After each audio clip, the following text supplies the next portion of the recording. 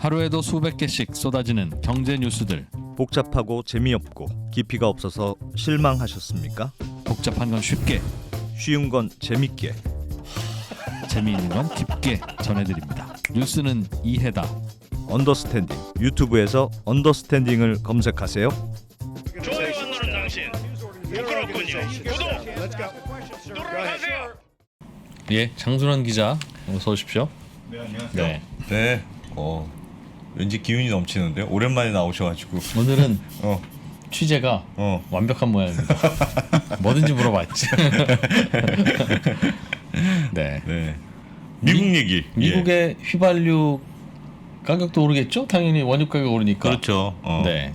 그래서 안 그래도 물가 오르는 게 미국은 그게 지지율의 가장 큰 문제인 모양입니다.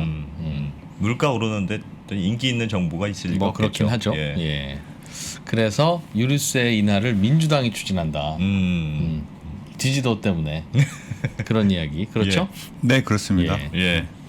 뭐 간략하게 내용을 설명을 네. 드리면요. 지난주였어요.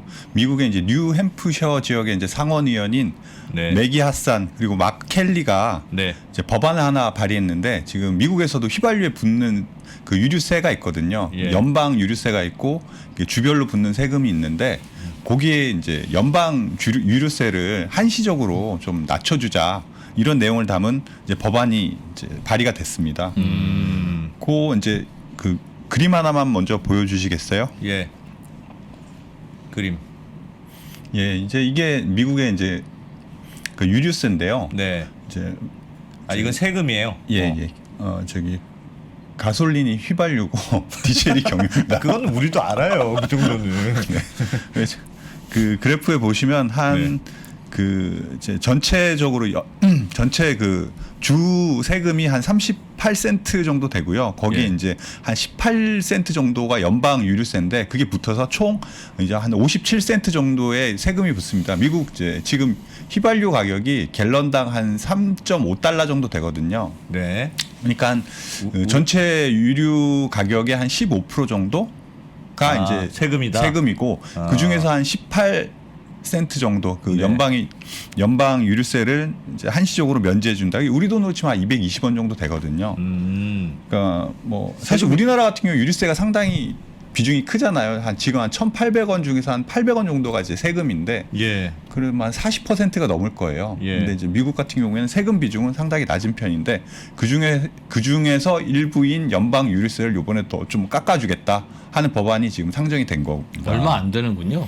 네, 정말 조금이에요. 지금 그 아까 드렸듯이 갤런당 3.5달러면 한 4,200원 정도 되잖아요. 그 예. 갤런당 1갤런이 4리터가 좀 안 되니까 우리나라로 치면 리터당으로 환산해 보면 한 1,100원? 네. 1,100원 조금 넘는 수준인데 뭐가 가격이? 네. 예. 거기에 이제 아까 연방 유류세가 한 18센트니까 200원이잖아요. 1,000원에 한 200원 정도. 그것도 이제 4로 나눠야지 갤런당 이제. 그러네. 네, 그러니까 뭐 한 5%? 아이고야. 네. 진짜 얼마 안 되네요. 얼마 안 세금은 되죠. 얼마 안 붙었지만 굉장히 비싸네요. 의외로.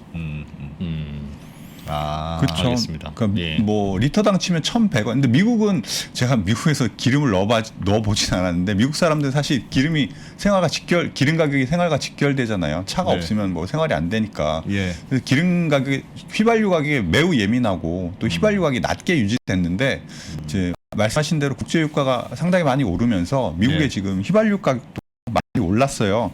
그래프 하나 보여드리면요. 네. 미국 예, 이게 미국 이제 소매 휘발유 가격인데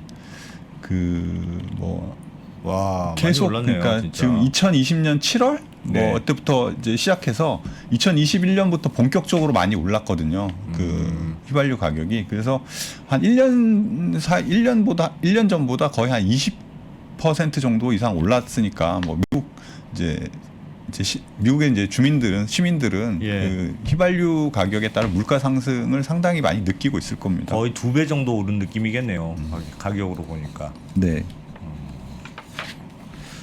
그래서 네. 얼마 안 되지만 유류세라도 좀 낮춰보자. 네, 그런 거죠. 아니, 근데 사실 이게 뭐 아까 말씀드렸듯이 그 4~8%니까 얼마 안 되잖아요. 예, 예. 실질적으로 사람들이 느끼는 그 인하 효과보다는 우리가 이제 기름값을 낮추기 위해서 예. 뭐라도 한다, 작은 거라도 한다 이런 약간 메시지가 더 사실은 더 담겨 있다 이렇게 하는 해석들이 많아요. 네. 이게 지금 미국도 사실 여러 가지 정치적 이벤트가 있는데 예. 왜 지금 당장 이제 11월에 중간 선거가 있어서 이게 중간 선거라는 게 미국이 이제 바이든의 중간 평가 성격을 갖고 있잖아요. 네. 뭐 상원 의원 3분의 1, 뭐 하원 의원 전원이 이제 교체되는데 이제 대통령 인기가 직결되는데 최근에 그 바이든의 인기가 상당히 많이 떨어져 있습니다. 세 번째 그래프 한번 보여드리면요. 예. 이제 초기만 해도 50% 이상 넘게 이제 파란 네네. 초록색은 바이든을 지지한다. 네, 빨간색이 그건 이제 별로다. 뭐 이런 게 지금 별로다 이렇게 생각하는 분들이 50%를 훌쩍 넘어 있는 상황이잖아요. 아하. 이 그래프를 보시면 그러니까 한 2020년 이제 뭐 7, 8월 네. 그러니까 21년 7, 8월. 네, 그때쯤부터 이제 역전되기 시작했는데 네. 저 때부터 사실 그 미국의 물가 흐름도 저 때부터 미국의 물가라든지 뭐 기름값이라든지 그런 것들이 저 때부터 이제 본격적으로 오르기 시작했거든요. 그래서 이제 바이든 정부가 물가에 좀 예민하게 반응한다. 휘발유 가격 네. 오르고 물가 오르면서 네. 지지율도 이렇게 역전됐다. 작년 여름 정도부터. 네, 네. 그러니까 뭐라도 하긴 해야 되겠네요. 그렇죠. 사실 바이든 정부 같은 경우에 시작할 때부터 왜 탄소 중립 이런 얘기를 많이 했었잖아요. 그래서 예. 기름 이런 이제 화석 연료 사용들을 많이 이제 억제하는 식의 어떤 정책을 펴왔는데 네. 워낙 지금 상황이 사정이 좋지 않다 보니까 이런 식으로라도 이제 뭐 세금, 뭐 유류세나 이런 것들을 낮춰서 기름값을 잡아야지 뭐 여튼 물가 상승 압력을 낮출 수 있고 그런 게 이제 자기 정치적인 어떤 입지에도 도움이 되다 보니까 예. 뭐 이런 이제 다양한 정책들을 내놓고 있는데 뭐 이것뿐만이 아니고 지난 11월에는 전략 비축유도 한 5천만 배럴 방출했잖아요. 기름값을 낮추기 위해서. 그리고 뭐 최근에는 뭐 사우디나 이런 쪽 접촉을 해서 이제 증산을 하라 이런 압박을 점점 더 강화하고 있습니다. 그렇게 생산을 좀 많이 하면 안 되나? 유류 생산을, 석유 생산. 결국 국제 유가가 올라서 다시 휘발유 가격도 오르는 걸 텐데. 국제 유가가 오르면 좋아하는 분들이 생산자잖아요. 그렇죠. 생산을 더 해서 가격을 떨굴 이유가 없죠. 그분들은. 그렇죠. 그러니까 석유값 좀 내렸으면 좋겠다가 그게 모든 인류의 보편적인 희망은 아닌 거죠. 네. 네. 소비자들에게만 그러니까요. 마치 음식 같은 거 우리 요즘 배달료 많이 비싸졌잖아요. 배달료 좀 내리면 좋겠죠. 내리면 좋겠어요. 그건 시켜 먹는 사람 입장이고, 배달하는 분은 올라야죠. 올랐으면 좋겠고. 저도 제가 셀러리맨일 때는 월급 좀 올랐으면 좋겠고, 네. 요즘은 월급 너무 비싼데 뭐 이렇게 많이 줘? 뭐 한 게 있다 월급 이렇게 많이 받아가? 라는 생각이. 정말 손이 들죠. 떨리고 있습니다. 예. 네. 네. 아무튼 그래서요. 뭐 지금 노력을 하고 있는데 사실 그 국제 유가가 지금 오를 가능성이 더 크지 않습니까? 지금 예. 뭐 우크라이나를 둘러싼 미국과 러시아의 어떤 갈등도 있고 네. 지금 산유국 아까 말씀하셨듯이 오펙 플러스라는 산유국들이 이제 증산하는 거에 대해서 상당히 지금 이제 뭐 미국의 요청에 대해서 수용을 하지 않고 있어요. 왜냐하면 그 석유 공급을 늘리면 가격이 떨어질 테니까 산유국 입장에서 당연히 지금의 높은 석유 가격을 유지하는 쪽으로 이제 선택을 할 것이고 네. 그런 면에서 이제 바이든의 어떤 이 물가를 안정시켜서 인기를 조금 회복시키려는 전략이 뭐 쉽지만은 않다 뭐 이런 상황입니다. 우리나라도 뭐 유류세 연장 여부 검토하고 있다 이런 얘기도 있긴 있던데요.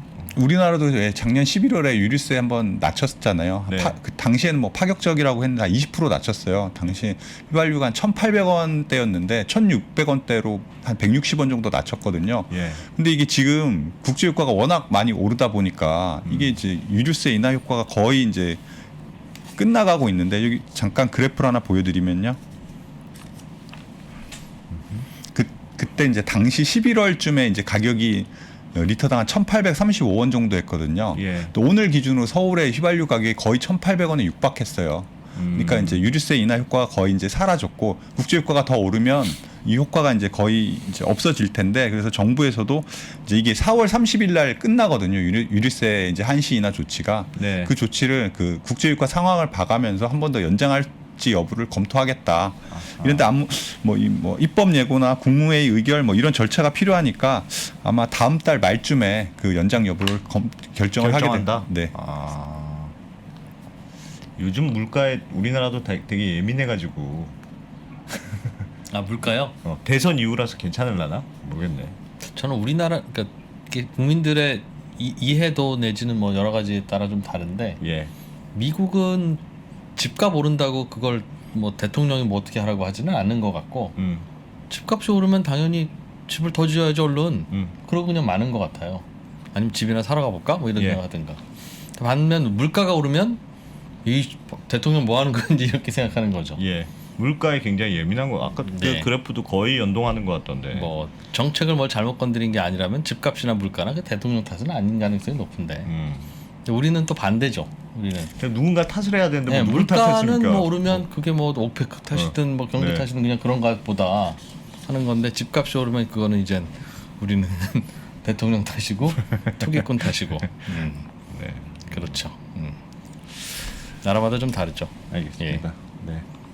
또 소식 뭐 하나 더 준비해 오셨죠? 예. 근데 이건 좀 현안은 아니고 지금 당장 네. 뭐 이렇게 이슈가 되는 건 아닌데 예. 이제 기본소득하고 이제 안심소득의 어떤 차이, 공통점과 차이점 요걸 좀 공부해 봤으면 어떻겠느냐. 되게 예민한 주제 아니야 이거? 그래서 라고. 기본소득에 대해서 공부하면 지금 예민한 주제고 왜 이거 하냐 네. 하는 건데 안심소득은 또 이제 오른쪽 그쪽 정책이거든요. 그래서 네. 그냥 한 번씩 그냥 상식적으로 공부해 보면 알겠습니다.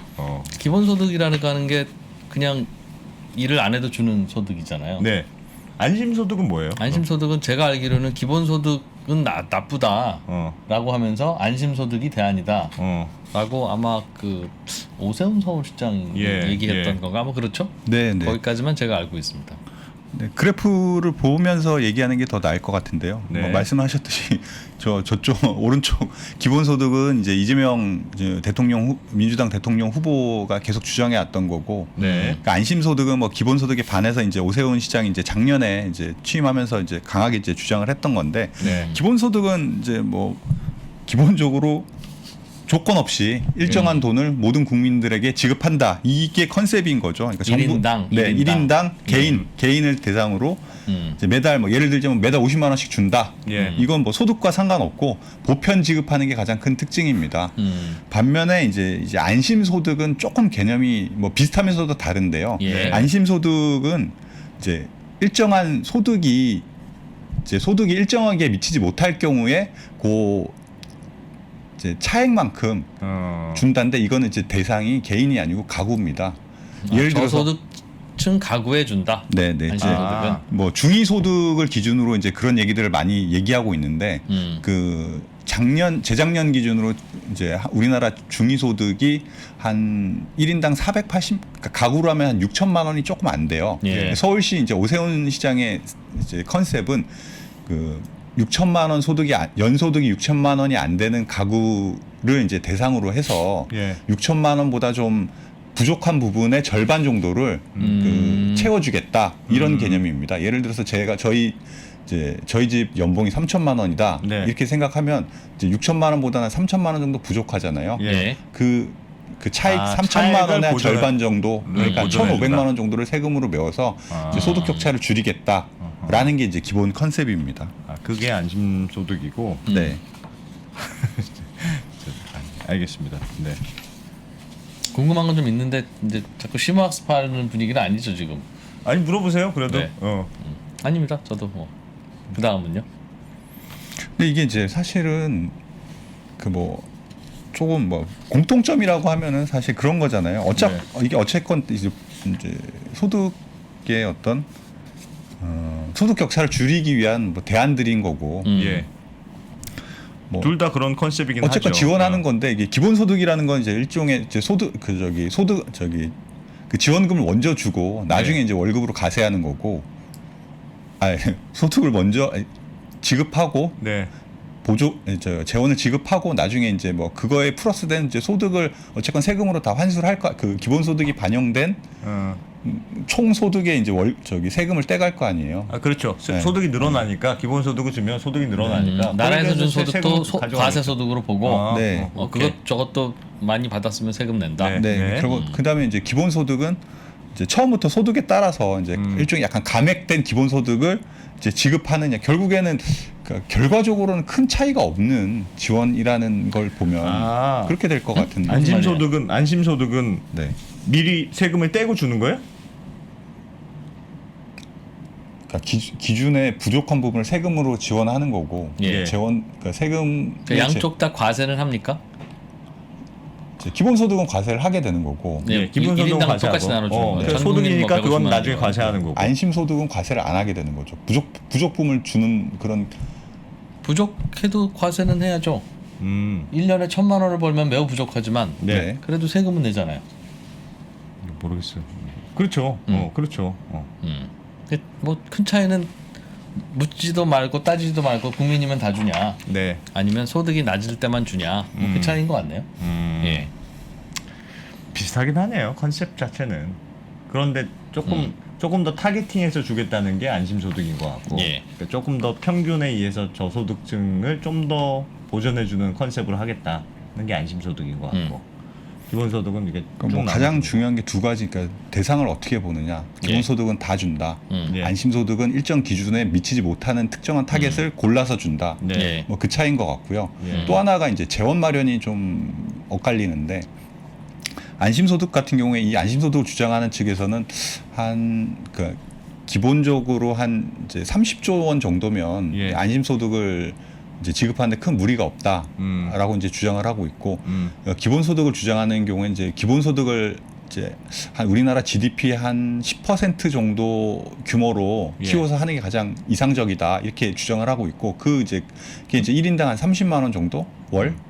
그 총액을 합치면 한 180조에서 한 190조 원 정도의 재원이 필요하다. 1인당 국민 소득의 한 10% 정도를 기본소득으로 네, 주는 게 네. 좋겠다. 네, 네. 1인당 3만 불이면 연 3,000불. 그 정도가 기본소득으로 제공되면 좋겠다. 그러니까 월 기준으로 한 30만 원 정도. 그렇겠죠. 네. 그러면 한 30몇만 원 되겠죠. 네.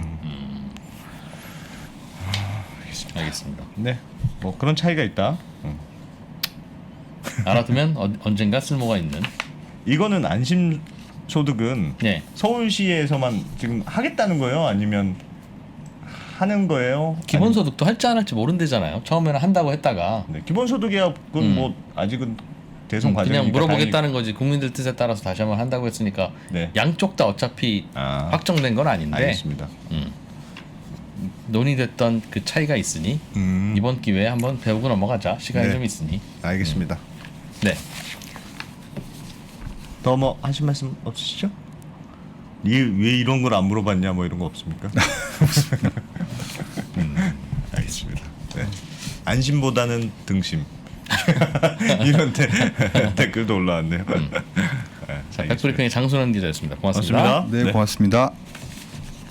다들 아시겠지만 버는 것은 두 번째입니다.